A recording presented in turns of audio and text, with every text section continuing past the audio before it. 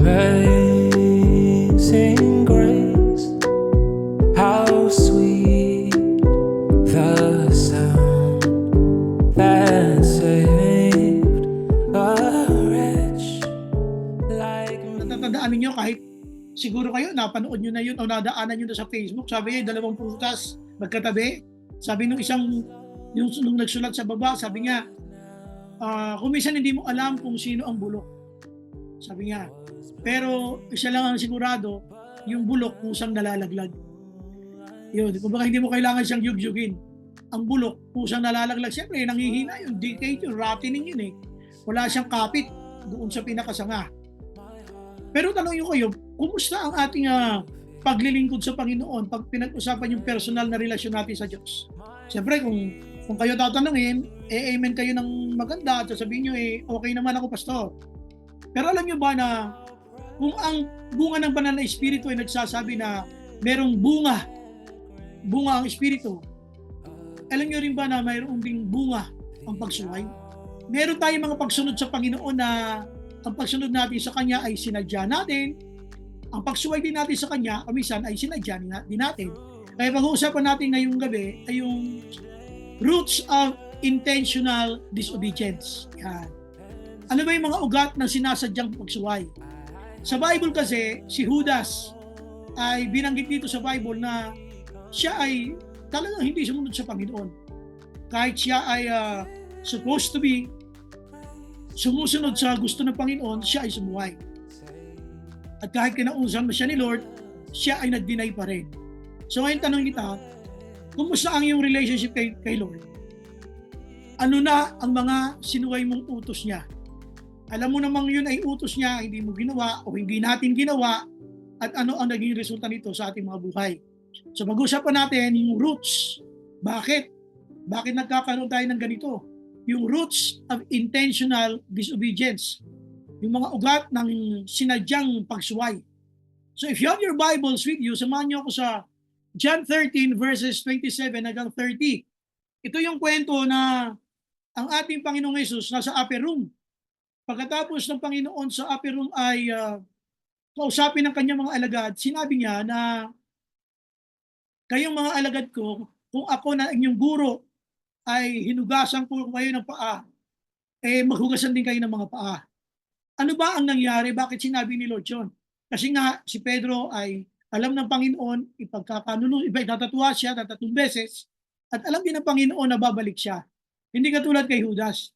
Kay Judas, sabi ng Bible, nung sinabi ni Lord na ang pagsawsaw ko ng tinapay ay siya na nga ang magkakanuno sa akin, patay mali siya pa rin siya.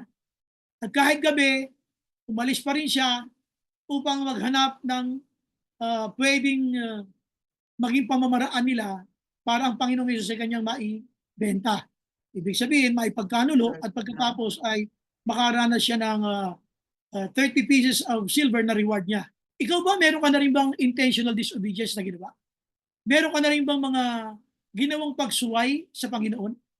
Meron ka na rin bang mga sinadya mong hindi pagsunod, bagkus ang nangyari ay kinapahamak mo?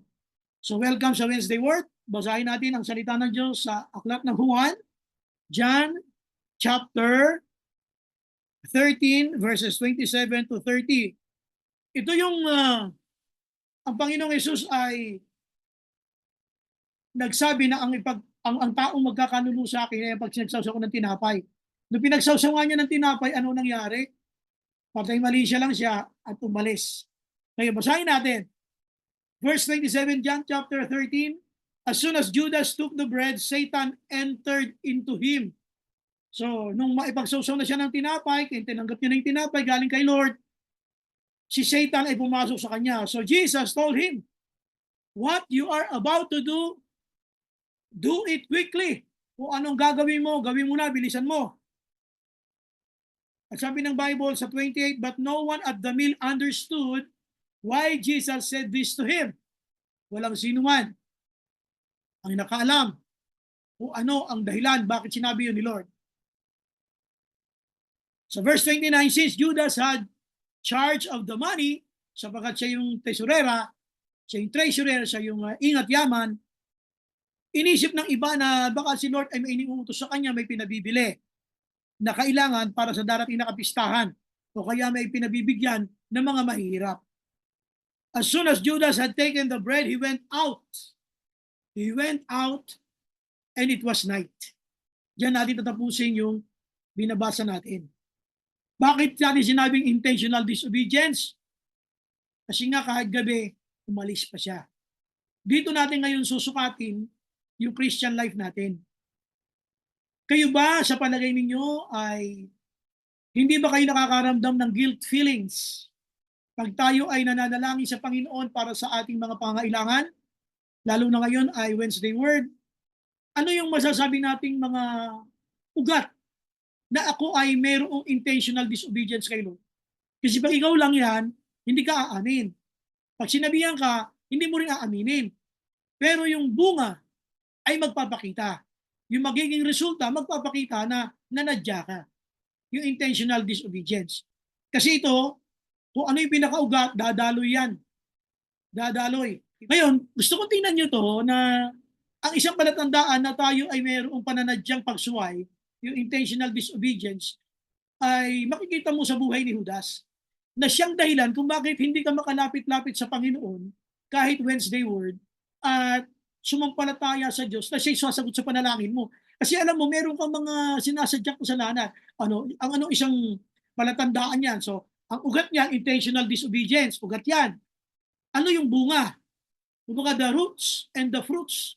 Ano yung roots? Intentional disobedience. Palatandaan na may intentional disobedience ka. Unang bunga niyan, nakalalabasan. Sabi ng Bible, as soon as Judas took the bread, Satan entered him. So Jesus told him, what you are about to do quickly. Alam niyo, kung kayo si Judas, ang sabi kasi ng Bible, Judas was a disciple. Disciple siya of Jesus. Pero hindi man lang nakaramdam.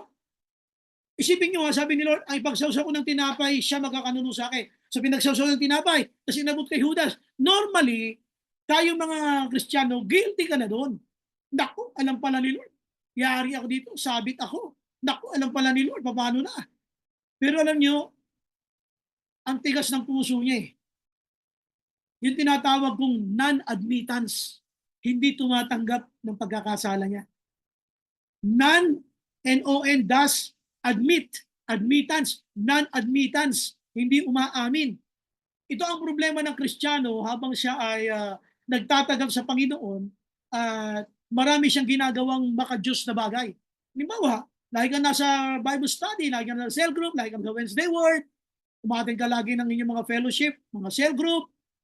Kuminsan, pag nagkasala ka, parang hindi mo na maamin ang kasalanan nyo. Kasi si Judas, ano siya eh, nakikita niya ang mga fellowship, kasama siya ni Lord, disciple nga siya, alam niya yung mga prinsipyo ni Jesus, pero nung nagkasala siya, hindi nakita ang kasalanan eh. Ito yung sinasabi kong non-admittance. It will show. Kapag tayo nagkasala sa Panginoon at wala ka nang nararamdamang kalungkutan, non-admittance yun. Yun ay palatandaan na yung bunga ng intentional disobedience ay lumulutang na sa'yo. Kaya nga, ang banal na espiritu, i-remind ka niya, anak, magsisi ka. Kasi ang normal na magagawa ng isang tao pagka siya ay nagkasala, malulungkot ka. Kasi ang banal na espiritu na nasa iyo, malungkot din. Nagigrieve siya because you're supposed to live a holy life. Sabi ng 1 Peter 1:15 and 16, be holy, for I am holy. Magpakabanal nga kayo sapagkat akong inyong Diyos ay banal. So, yung holiness will contradict with the unclean thing that you are doing. Hindi yan papayag, hindi sasang-ayon yung espiritong nasa iyo sa mga ginagawa mong kasalanan. Kaya pag nagkasalak ang Kristiyano, automatic ang nararamdaman nun ay kalungkutan. At ipararamdam ng Panginoon nyo sa iyong puso, ng banal na espiritu, anak, mali yung ginawa mo. Mali yung ginawa mo, mali yung ginawa mo. Kaya nga, ngayon, ipupush ka ng banal na espiritu, anak, magsisi ka. Kaya meron kang conviction na humingi ng tawad. Pero yung iba, kahit may ganyang nararamdaman, nilalabanan. Non-admittance. At sino yung prone? Yung mga, ang prone dyan sa mga non-admittance ng kanilang kasalanan, yung mga laging nasa church. Yung mga laging nasa mga gawain. Kasi nga, puro involved sila sa mga gawain maka-Diyos, akala nila lahat na kanilang ginagawa tama. Tingnan niyo si Judas. Dahil lagi niya kasama si Lord, pati yung pagkakanulo kay Jesus, ay akala niya tama pa rin.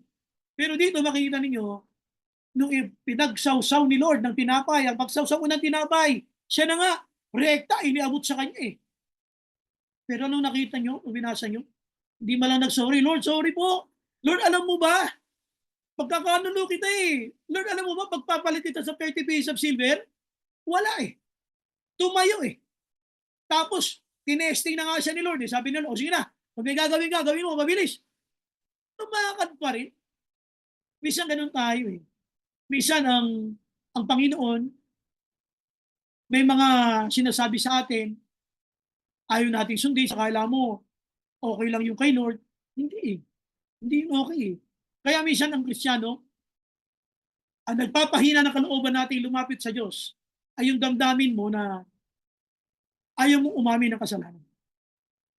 Alam niyo kung ang kasalanan ay maganda ang bunga sa atin, hindi ito sasabihin ng unang Juan.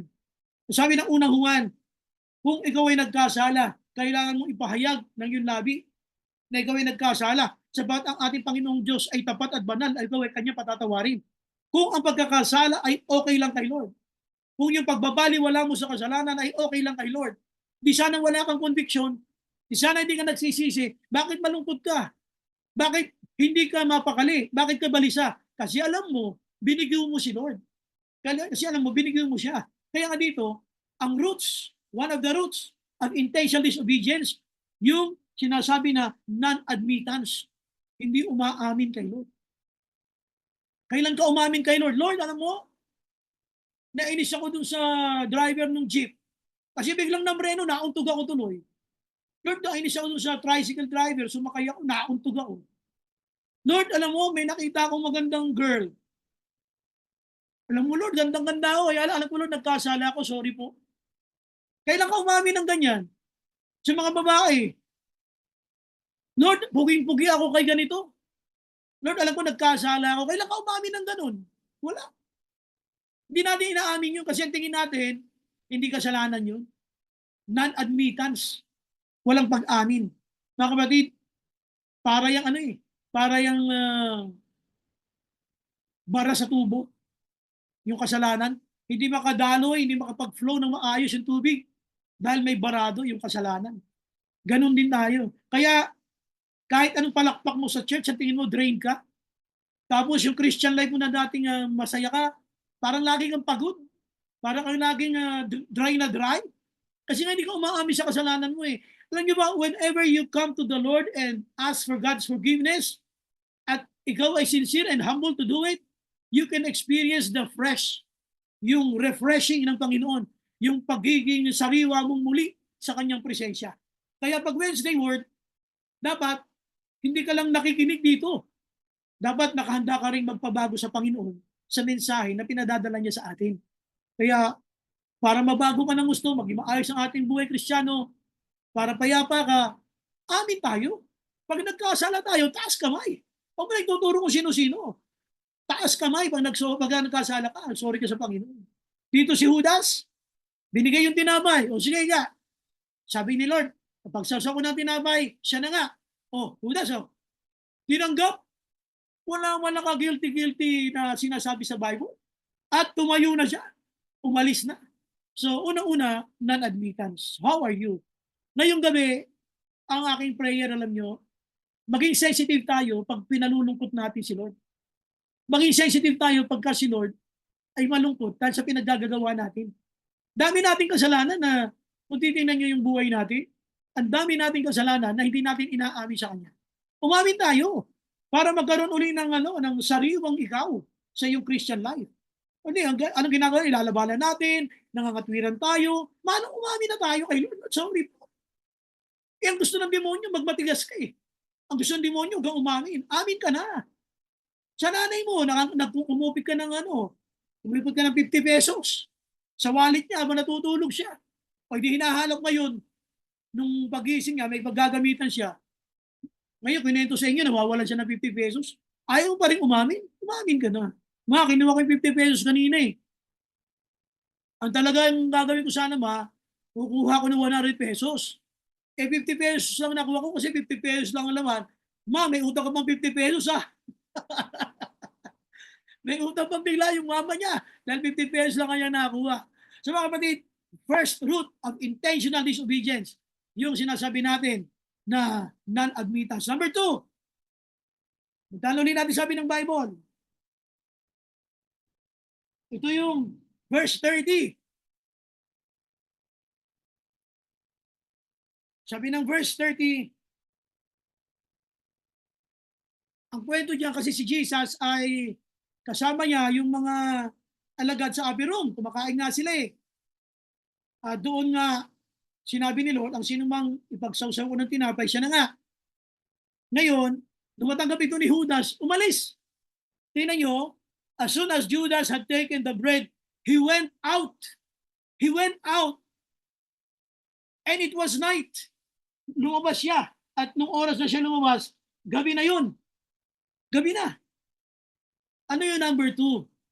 Na masasabi natin na isang palatandaan o bunga na tayo ay mayroong intentional disobedience. Una, sabi natin, yung non-admittance.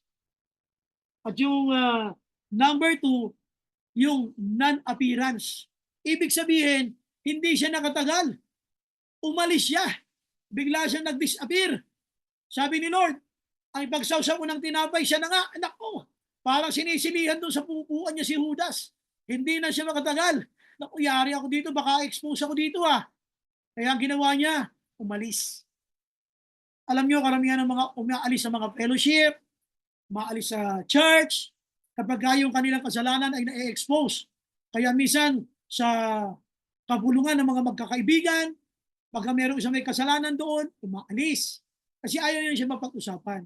Dito, tandaan niyo, sabi ng Bible, si Jesus ay Diyos ng katotohanan. Sinabi niya, ako ang katotohanan, ako ang buhay, ako ang daan. Sinabi niya rin, walang makapupunta sa Ama nang hindi siya mamagitan niya. Eh, bakit ko ito binabanggit? Ang Diyos ang katotohanan. Hindi makakatagal kahit kailan ang kasinungalingan sa harapan ng katotohanan. Eh, nando si Jesus eh. Mag-i-encounter sila ni Judas at saka ni Lord. Nando si Judas. Nando si Lord. Yung kasinungalingan at katotohanan. Ano nangyari? Nanaigba yung kasinungalingan? Hindi. Yung kanyang pagpapanggap, hindi nagpatuloy. Hindi ka pwedeng magpanggap sa harapan ng Diyos. Kaya yung mga palatandaan na yan na mawawala at mawawala ka talaga kasi ang lahat ng kilos mo ay artificial. O kunyari, okay si Judas. Pero sabi ni Lord, sige na, gawin mo na gagawin mo. Anong sabi dito? Yung Bible, nag-akala pa yung iba na inuutusan ni Lord si Judas sapagkat siya yung treasurer. Pero kung ako yun, parang guilty ka na. Baka bigla ka nang lumuhod sa paanan ng Panginoon at sasabihin mo, Lord, sorry po. Lord, sorry po. Non-appearance. Ibig sabihin, magdi-disappear ka dyan. Kahit kailan, hindi makakatagal ang kasinungalingan sa harapan ng katotohanan. Hindi para kang ano dyan eh. Kumbaga yung sabi nila, mainit sa kusina. Nado ng apoy eh. Mainit. Kaya kung ikaw ay nabubuhay sa kasinungalingan, hindi ka tatagal sa church. Maniwala ka, hindi ka tatagal sa church kung nabubuhay ka sa kasinungalingan. Ikaw ay mabubuhay ng pagpapanggap, hindi ka magpagpatuloy, hindi ka makakatagal. Sapagkat ang paglilingkod sa Panginoon ay katotohanan. Alam mo, mas madaling tagalan ang buhay ng Kristiyanong puno ng pagsubok kaysa yung buhay ng Kristiyano na puno ng kasinungalingan. Ang Kristiyanong sinungaling hindi makakatagal. Dahil pag ang kaharap niyan, puro totoo. Para siyang natutunaw. Pero pag ikaw ay Diyos, ay tumasampalataya sa Diyos na katotohanan, mabubuhay ka sa katotohanan. Kaya dito, hindi siya nakatagal. Umalis siya, nag-isolate siya, bumukod siya. At dito, mapapansin niyo, sabi ni Lord, ang sino mang ipagsawsaw ng tinapay, siya na nga. At di tinanggap ni Judas. Sabi nga, dapat guilty na yun eh. So, kunyari, ano muna, yung batay mali siya. Wala, hindi tumagal eh. Lumabas. Ang isang nabubuhay sa kasinungalingan, katulad nitong si Judas, na nabubuhay sa kasalanan, alam na alam ni Lord ang kanyang motibo. Challenge niya eh. Sige na, lakad ka na. Dapat yun, na-guilty yun eh. Dapat yun ay huminto at humingi ng tawad sa Panginoon. Lord, sorry po, alam mo pala. Lord, alam mo pala. Minsan nakala natin hindi alam ni Lord eh. Pero dito, sabi ng Bible, alam pala ni Lord. Kaya mga kapatid, yung sinatawag natin na non-appearance, kahit naman ikaw eh. Pag alam mo may kasalanan ka sa bahay nyo, nakapaikot kayo, tapos pinapagalitan ng nanay mo at ng tatay mo yung mga kapatid mo, halos hindi ka makatagal kasi alam mo ikaw may kasalanan eh. Tingnan nyo yung mga sa husgado. Sa husgado, yung mga may kasalanan, hindi siya matagpuan kung kusang sumusuko eh. Kasi yun, may konsensya yun. Pero Kristiyano, natawag ng Kristiyano, minsan walang konsensya. Na dapat sana yung banal na espiritu na nangungusap, anak, mali yan, itama mo yung ginagawa mo, dapat yun ang nananay, hindi nilalabanan natin. So, titiyakin ko sa iyo, ang isang taong makasalanan ay matutunaw sa presensya ng Diyos na makatotohanan. Hindi tatagal yan. Kaya mga kapatid, pansinin ninyo, bakit iniiwasan kayo ng mga kaibigan yung unbeliever? Yung mga classmate yung mga tropa nyo dati. Kasi hindi sila makatagal sa presensya ng buhay mo na nabubuhay ngayon sa katotohanan. Kasi nasasalamin sa buhay mo yung kanilang mga pagkakamali. Kaya nga minsan, bubisitin tayo, isasama tayo sa mga lakad nila. Sabi na, tama ka naman, hindi ka na sumasama, wala naman born again ka. Ang totoo niyan, gusto ka nilang impluensya kasi alam nila may magandang nangyari sa'yo. May liwanag sa'yo. Ayaw nila magpatuloy ka rin kasi nakikita nila yung buhay nila, nasasalamin. Buhay ng isang taong makasalanan na nabubuhay sa kasinungalingan ay hindi makakatagal sa harapan ng Diyos na makatotohanan. Kaya dito, umalis siya. Umalis siya. Hindi tatagal sa presensya ng Diyos ang isang sinungaling. Kaya dito, iniwanan niya si Lord. Iniwanan niya si Lord. Marami sa atin kapag yung ibinahagi mo ang mabuting balita, yung katotohanan ng Biblia, imbis yung mga tao ma-appreciate ka, nagagalit sa iyo eh. Iiwanan ka niyan. Ayaw niya sa iyong pagkaibigan. Hahanap ka ng ibang friends. Hahanap ka ng ibang tropa. Iiwanan ka niyan. So dito, yung sinasabi natin na intentional disobedience, ang second fruit niya, hindi niya lang yung non-appearance, yung nauna natin, non-admittance. Ano yung pangatlo? Ano yung pangatlo? Tandaan nyo ha, itong mga alagad na to, ay pagkatapos na sila ay kumain at nagmerienda diyan sa upper room, nagpunta sila sa Garden of Gethsemane. Sa Garden of Gethsemane, kasama ang mga alagad doon. Si Pedro nga nanaga eh, di ba? Nung pihuhulihin nila si Jesus, nanaga siya. At ano nangyari doon kay Malco? Sabi ni Jesus kay Peter, isalong mo yung tabak, ibalik mo yung tabak mo sa lalagyan. Ang nabubuhay sa tabak ay mamamatay sa tabak. Kaya yung tenga ni Malco, kinuha ni Lord at idinikit lang eh. At nagkaroon agad ng healing. Pero alam nyo, nung inaresto ba si Jesus, nasaan si Judas? Nung sinaresto si Jesus, nasaan si Judas? Wala doon. Pero yung mga alagad, nando doon. Pero siya na disciples, wala doon eh. Hindi niya kayang ibigay ang buhay niya para sa Panginoon. Nasaan siya? Nasa panig ng kalaban. Nasa panig siya ng kaaway. Nahuhuli kay Jesus. Kasama yung mga chief priest. At ano pa? Meron pa siyang go signal. Ang halikan ko ay siya na nga. Yan siya yung hinahanap niyo Jesus. Ano yung pangatlo? Ha? Hindi sumama kay Jesus sa Garden of Gethsemane, bagkus naghanap ng paraan kung paano niya pagkakakitaan si Jesus. Paano niya pinagkakitaan? Isinuplong. Na alam ko kung nasaan siya ngayon. Meron kaming hideout sa Garden of Gethsemane. Puntahan natin doon. Nandoon siya. At nung nagpunta nga doon, sabi niya, ang bilin niya, ang halikan ko siya na nga. Sabi niya, magandang gabi, Rabay. Magandang gabi, Guro. Sabay halik. Yun, sabay aresto. Baliktad eh. Disciple yun eh. Dapat yun, hindi kasama ng mga umaresto ng mga sundalo. Dapat yun, kasama siya nila Pedro na nananalangin. Pero hindi. Hindi niya ibinigay ang buhay niya para sa Panginoon. Ito yung pangatlo. The third root or the third fruit of intentional disobedience ay yung non-committance. Sabihin ng non-committance, you're not committing. Non-committance.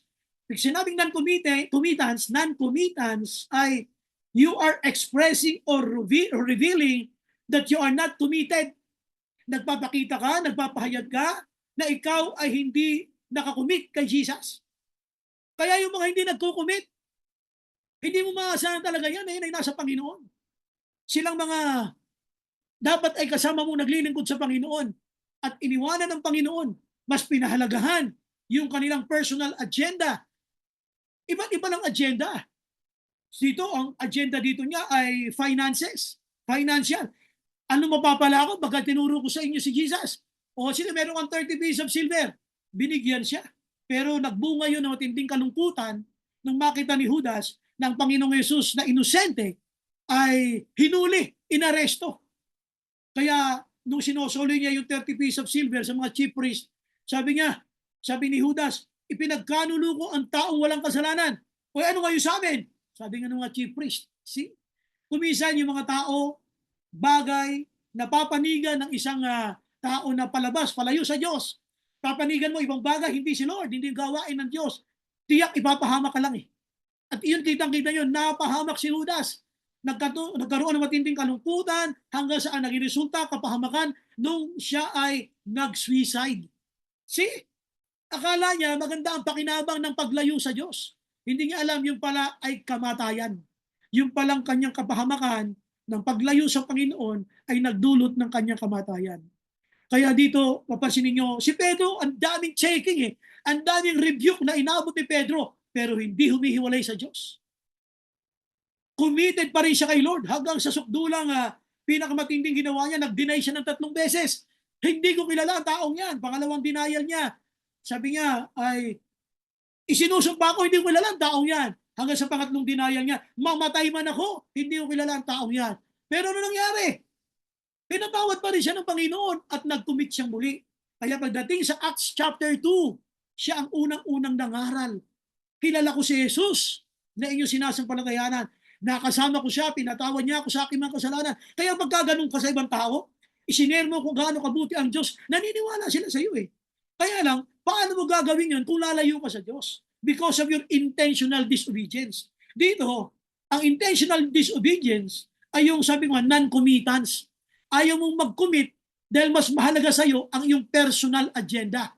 Pwedeng ang personal agenda mo ay tao rin, mas mahalaga sa iyo yung tao yun kaysa kay Jesus. Mas mahalaga sa iyo ang trabaho yun kaysa kay Jesus. Mas mahalaga sa iyo ang negosyong yun kaysa kay Jesus. Iiwanan mo si Lord. Alang-alang sa mga bagay na ito, nagpapakita ito ng non-committance. It's an expression revealing that you are not committed to Jesus. Kaya, kumista ka. Anong lagay mo ngayon? Pinag-uusapan natin na yung roots of intentional disobedience ay mayroong fruits. Ang fruits niya ng intentional disobedience, ikaw na makapagsasabi, how are you? Meron ba yan yung nagaganap na non-admittance? Pag nagkasala ka, hindi ka umaamin. Nagtuturo ka ng sino-sino, instead na, Lord, sorry po, wala, turo ka pa rin. Ayaw mong magpakatino. Kahit ang dami ng mga correction ng sinasabi sa iyo ng Panginoon. So, non-admittance, at ang pangalawa natin, ay pangatlo natin, yung non-committance, at ang number 2, yung non-appearance. Hindi ka makakatagal. Yung makakatagal. Mangangayaw ka. Paano ka makakatagal? Magsisi ka. Katulad ni Pedro. Pastor, ang dami kong kasalanan. Walang kasalanan, hindi pinapatawad si Lord. Mas matindi pa ba ang ginawa mo kay Pedro? Pinatawad ni Lord si Pedro. Ikaw, gaano ba kadaming kasalanan mo? Walang hindi kayang patawarin ang ating Panginoon. So, punta natin ang conclusion na mensahe ito. Ang tinatawag natin na kawalan ng pananampalataya sa Panginoon ay meron niyang pinag-ugatan. Ang totoo niya, kaya ayaw mo mag-commit, kaya ayaw mo umamin, kaya ayaw mo tumagal, para sinasabi mo hindi worth it si Lord sa buhay mo. Kaya ayaw mo mag-commit sa Kanya eh. Sa tingin mo, meron ka pang masigit pang pwedeng paglaanan ng buhay mo maliban kay Lord. Sa tingin mo, meron pang mas dapat o karapat dapat pa kay Lord na pwede mo paglaanan ng buhay mo. Kaya ayaw mong ilaan ang buhay mo sa Kanya. Alam niyo ba yung intentional disobedience? Intentional disobedience is a fruit of unbelief. Yan po ang conclusion natin ngayong gabi. Yung intentional disobedience is a fruit of unbelief. Pag hindi ka talaga naniniwala kay Lord, pag hindi ka sold out kay Jesus, hindi ka susunod sa Kanya. Patuloy mo siyang susuwayin. Hindi mo siya bibigyan ng pagpapahalaga sa buhay mo. At hindi mo siya gagawing priority ng iyong buhay. Bakit? Sapagkat punong-puno ka ng unbelief. Hindi ka bilib sa Kanya, hindi ka hanga kay Lord, kaya mayroong intentional disobedience. I'm ready